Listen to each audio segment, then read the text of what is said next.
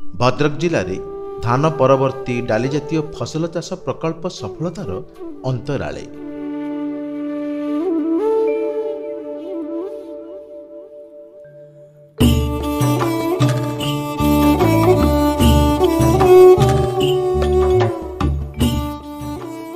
भद्रक जिला कृषि क्षेत्र में राज्य में एक अग्रणी जिला।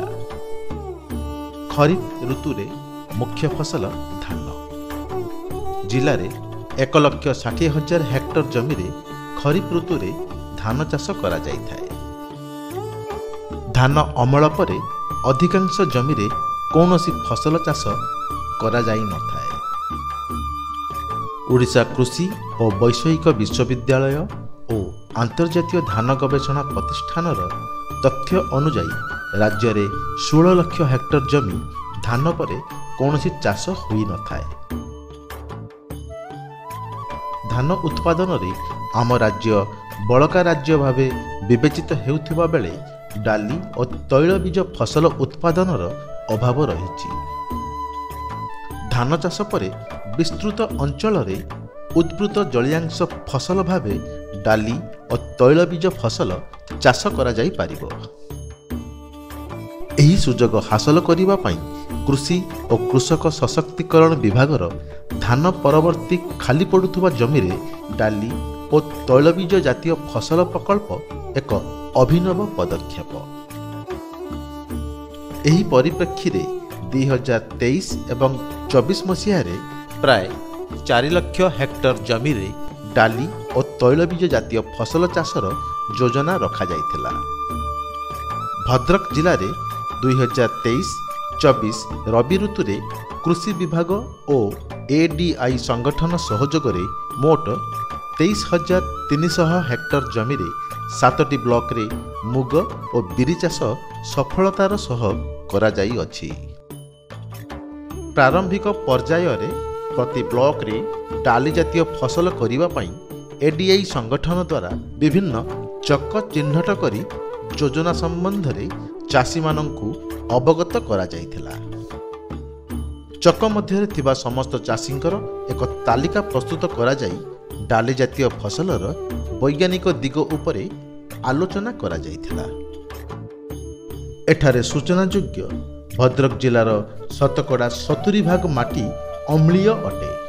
अम्ल माटीर परिचालना एवं डाली जातीय फसलर अमल वृद्धि पाई डोलोमाइट विभाग तरफ जोगाई दिया जाई शेष ओड चाष समय प्रयोग करा जाइथिला।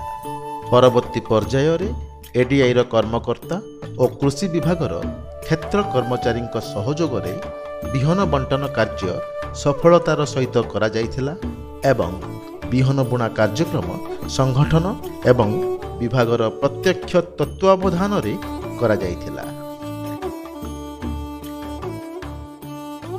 योजना रे जैव सार, जीवाणु सार, घासमरा औषध और रासायनिक कीटनाशकर व्यवहार पद्धति उपरे बिहन बुणा समय रे संगठनर कर्मकर्ता मानक द्वारा सचेतन करा जाई रजिस्ट्रीभुक्त डीलर मानक ठारू किनिबा पई परामर्श दिया जाइथिला।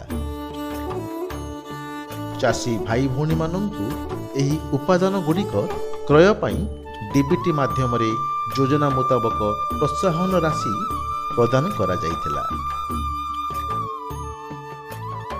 समन्वित रोगपोक परिचालना पई विभाग तरफरु संगठन जरिया रे सौर आलोक जंता, हलदिया अठा जंता, संग आकर्षक जंता हिताधिकारी संगठनर कर्मकर्ता माध्यम रे जोगाई दिया जाई यार व्यवहार संपर्क रे सचेतन करा जाइथिला, जद्वारा रोगपोक परिचालना सठिक भाव में होई पारिथिला। एही योजना को सफल करिबा पई कृषि विभागर कर्मचारी और एडीआई रो कर्मचारी नियमित भावे क्षेत्र परिदर्शन करी आवश्यक परामर्श प्रदान करथिले। फसल अमल समय रे शस्य काट करा जाई क्षेत्र दिवस पालन करा जाइथिला एवं एही योजना संबंध रे चाषी माननक मतामत मध्य निया जाइथिला। उत्पादनर बड़का शस्य को किलोग्राम पिछा 90 रु 100 टंका मूल्य रे चाषी माननक द्वारा बिक्री करा जाई बेस 2 पैसा उपार्जन करि पारछंती बोली कृषक माने मत प्रदान करिसंती। एबे आसंतु जानिबा चासी मानक प्रतिक्रिया रु किछि।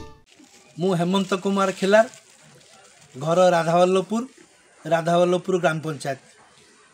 मु दीर्घ 15-16 वर्ष है मुग चाष कर आसुची, किंतु एथर जो मुग चाष कली जो CRFM स्कीम माध्यम जो जय जगन्नाथ ग्रुप जरिया आम एथर जो चाष कलु आउ सार मानकर ADI आसते आमर कृषि अधिकारी धामनगर आसते परामर्श क्रमे जो उन्नत प्रणाली आम चाष कलु अन्य वर्ष ठारू दीर्घ 15 वर्ष ठारू ए वर्ष आम अधिका अमल पाइछु।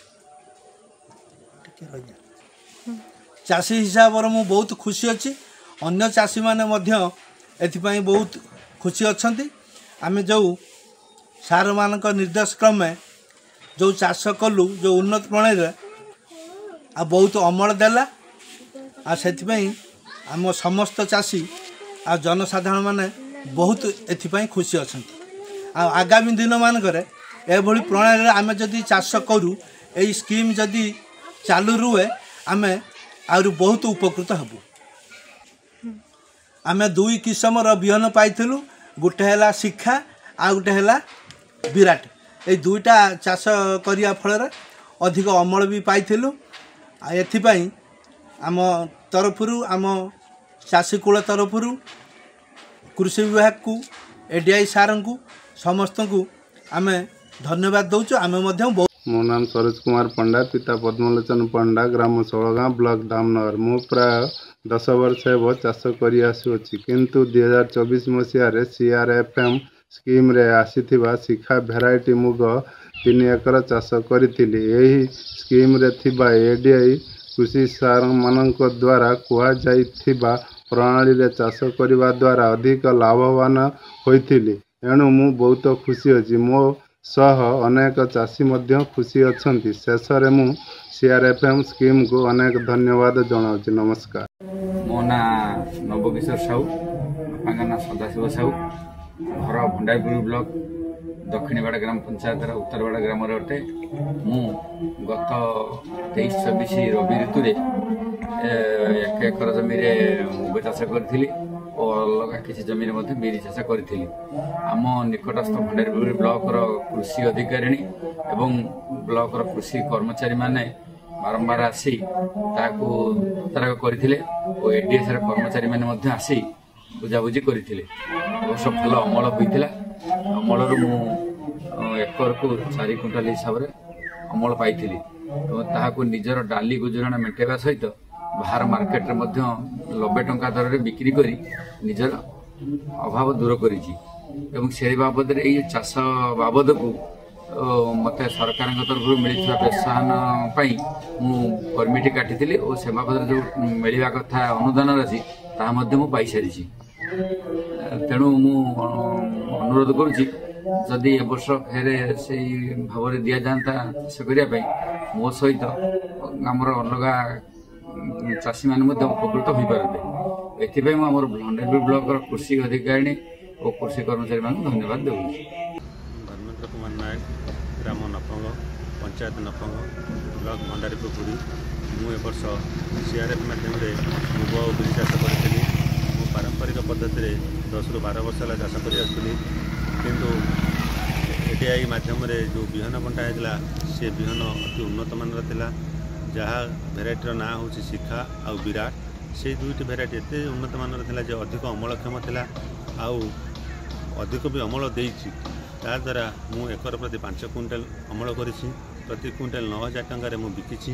बिकवा द्वारा मोर आर्थिक मानदंड निश्चित सुदृढ़ होगा द्वारा मु निश्चित लाभवान करी। आगामी दिन में यही प्रोजेक्ट गवर्नमेंट चलाए बा करे मु निश्चित अधिक चाष करी। आउ विशेष धन्यवाद दूसरी ADI को, आउ धन्यवाद दूसरी भंडारपुर ब्लॉक कृषि अधिकारी को, धन्यवाद दूसरी मंत्र बासुड़ी SHG को। आउ ये भेराइटी आगामी दिन चले निश्चित अधिक अमल कर उन्नति मान।